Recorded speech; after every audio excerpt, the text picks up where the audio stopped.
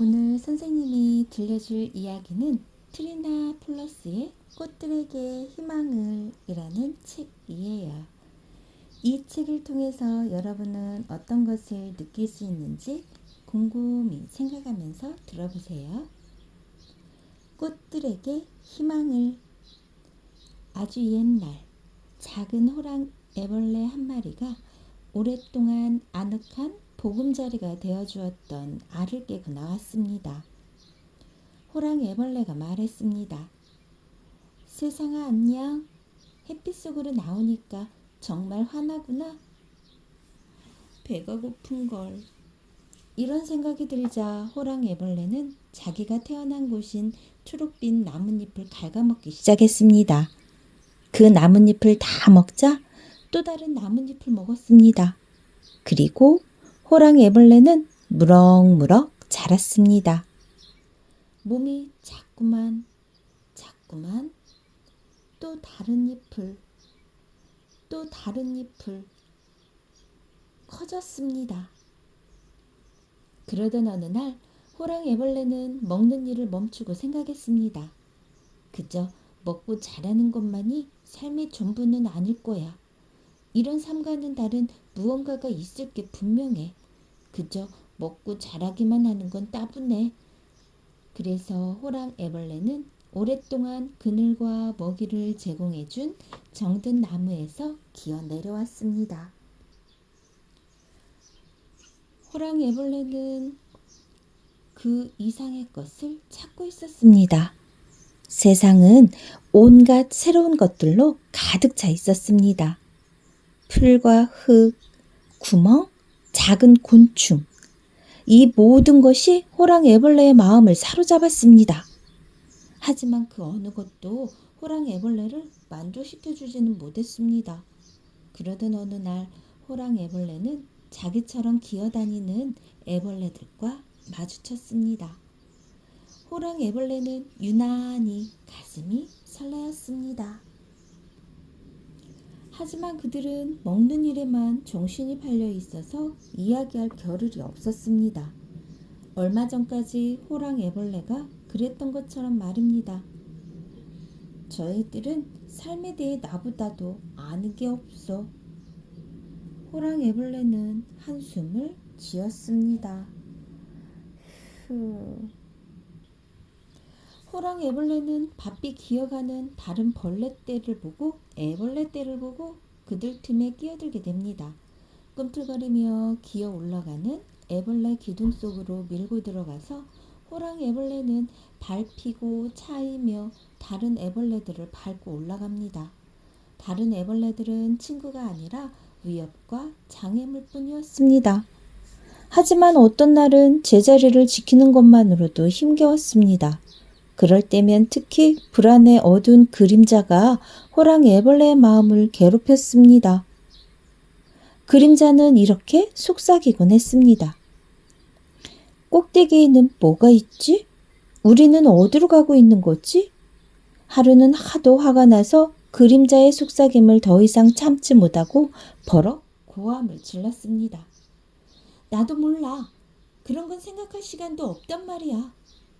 그때 호랑 애벌레 밑에 눌려있던 노랑 애벌레가 숨을 헐떡이며 물었습니다.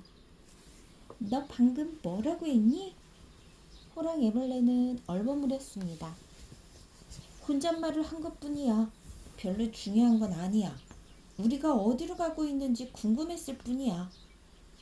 노랑 애벌레가 말했습니다. 실은 나도 그게 궁금했어. 하지만 알아낼 방법이 없어서 그건 별로 중요하지 않다고 생각하기로 했어. 스스로 생각해도 이 말이 어리석게 느껴졌는지 노랑 애벌레는 얼굴을 붉히며 재빨리 덧붙였습니다. 우리가 어디로 가고 있는지 다른 애들은 아무도 걱정하지 않는 것 같아. 그러니까 우리가 가는 곳은 틀림없이 멋진 곳일 거야. 하지만 노랑 애벌레는 또다시 얼굴을 붉히며 물었습니다. 꼭대기까지는 얼마나 남았을까? 호랑 애벌레는 근엄하게 대답했습니다. 우리가 있는 곳은 밑바닥도 아니고 꼭대기도 아니니까 중간쯤에 있는 게 분명해. 노랑 애벌레가 말했습니다. 그렇구나. 그들은 다시 기어오르기 시작했습니다. 그러나 호랑 애벌레는 지금까지와는 다른 왠지 불쾌한 느낌이 들었습니다. 호랑 애벌레는 무슨 수를 써서라도 위로 올라가야 한다는 집념을 잃었습니다. 노랑 애벌레가 슬프게 바라보는 눈빛에 호랑 애벌레는 그만 자신이 미워졌습니다. 그리고 문득 이런 생각이 들었습니다. 저 위에 무엇이 있는지는 모르지만 이런 짓을 하면서까지 올라갈 가치는 없어. 호랑나비는 노랑 애벌레의 머리에서 내려와 속삭였습니다. 미안해. 그러자 노랑 애벌레가 울면서 말했습니다. 그날 혼잣말을 하는 너를 만나기 전에는 그래도 미래의 희망을 품고 이 삶을 견딜 수 있었어. 그런데 그날 이후로 이런 생활을 계속할 마음이 사라졌어. 하지만 이제 어떻게 하면 좋을지 모르겠어. 그때까지만 해도 내가 이런 생활을 얼마나 싫어했는지 몰랐어. 하지만 지금 나를 바라보는 너의 다정한 눈길을 보고 내가 이 생활을 좋아하지 않는다는 걸 확실히 깨닫게 됐어. 나는 너와 함께 기어다니며 풀이나 뜯어먹는 생활을 하고 싶어. 호랑 애벌레는 가슴이 두근거렸습니다. 모든 것이 달라 보였습니다. 기둥은 이제 아무런 의미도 없었습니다. 호랑 애벌레가 속삭였습니다. 나도 그러고 싶어. 그것은 위로 올라가는 일을 포기한다는 의미였습니다. 매우 어려운 결단이었습니다. 노랑애벌레야, 우리는 어쩌면 꼭대기에 거의 다 왔는지도 몰라. 우리가 서로 도우면 금방 꼭대기에 도착할 수 있을 거야. 노랑애벌레가 말했습니다. 그럴지도 모르지. 그러나 그들은 깨달았습니다. 꼭대기에 오르는 것이 그들의 가장 간절한 소망이 아니라는 것을. 노랑애벌레가 말했습니다. 내려가자. 그래, 좋아. 그래서 그들은 올라가는 것을 포기했습니다. 수많은 애벌레가 그들을 밟고 올라갔기 때문에 그들은 서로를 꼭 끌어안았습니다. 숨이 막혀서 답답했지만 그들은 함께 있어서 행복했고 눈과 배가 밟히지 않도록 서로 끌어안고 커다란 공처럼 몸을 둥글게 말았습니다. 어땠나요? 선생님이 들려준 이야기. 우리 다시 한번 전체 줄거리 선생님이 이야기해 줄게요. 처음에 우리 이야기는 발단, 전개, 절정, 결말로 이루어져요. 발단 단계에 있어서 나무 위에서 태어나 먹고 자라기만 하던 호랑 애벌레는 먹고 자라는 일이 아닌 삶의 의미를 찾으려고 길을 떠나게 되죠. 전개 부분에 있어서 애벌레 기둥으로 들어간 호랑 애벌레는 꼭대기를 향해 올라가다 노랑 애벌레를 만나고 둘은 위로 올라가는 일을 멈춘답니다. 절정. 시간이 흘러 호랑 애벌레는 지루함을 느끼고 다시 기둥을 오르지만 노랑 애벌레는 늙은 애벌레를 만나 나비가 돼요. 마지막 결말 부분에서 나비가 된 노랑 애벌레는 호랑 애벌레를 찾아가고 호랑 애벌레도 기둥을 내려와 나비가 되기 위해 고치를 만든답니다. 이게 꽃들에게 희망을 줄거리였어요.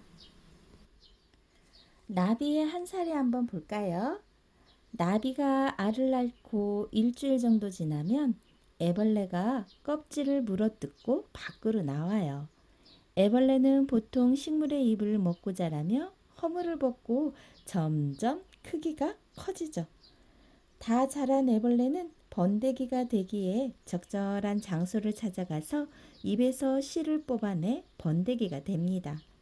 번데기가 된 후 보통 5일에서 7일이 지나면 성충이 번데기에서 나와 나비가 된답니다. 어때요? 여러분들 그림을 통해서 나비의 알이 갓 태어난 애벌레가 되고 애벌레가 번데기가 돼서 나비가 된다라는 거예요. 와, 보통 5일에서 7일이 지나면 이 성충이 번데기에서 나와 갖고 나비가 된답니다. 나비가 이렇게 빨리 태어나나요? 신기하죠? 여러분들 주변에 있는 나비 잘 관찰해 보세요. 꽃들에게 희망을 준 작가 트리나 플러스에 대해 선생님이 간단히 이야기해 줄게요.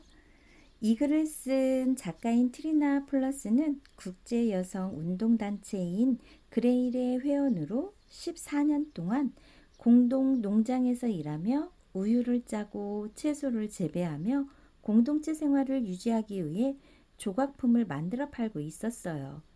이후 한 출판사와의 인연으로 책을 쓰게 되죠.